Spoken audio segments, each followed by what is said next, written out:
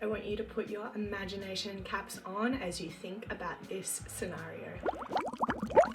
Imagine that Jindy and Jelly were having a race to catch a tennis ball that I had thrown. What we know about Jelly is that she is a cat. She doesn't really care about balls and she doesn't often run. What we know about Jindy is that she is a dog. She loves chasing balls and she loves running. Who do you think will win? Of course, we'd guess Jindy. What we know about her gives us evidence to trust that she would be the winner. In a similar way, we're going to see in today's passage that the evidence that we know about God means that we can trust that His way will always win. Here's the story. The apostles performed many signs and wonders among the people.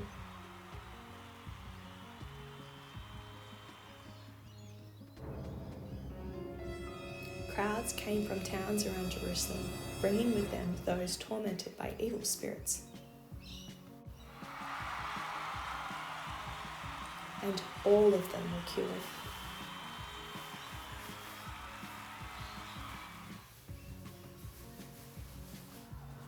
Then the high priest and the Sadducees, filled with jealousy, arrested the apostles.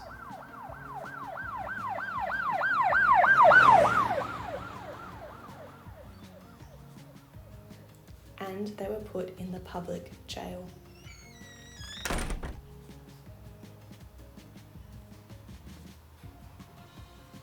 But during the night, the angel of the Lord opened the prison doors and led them out. Go, go, go.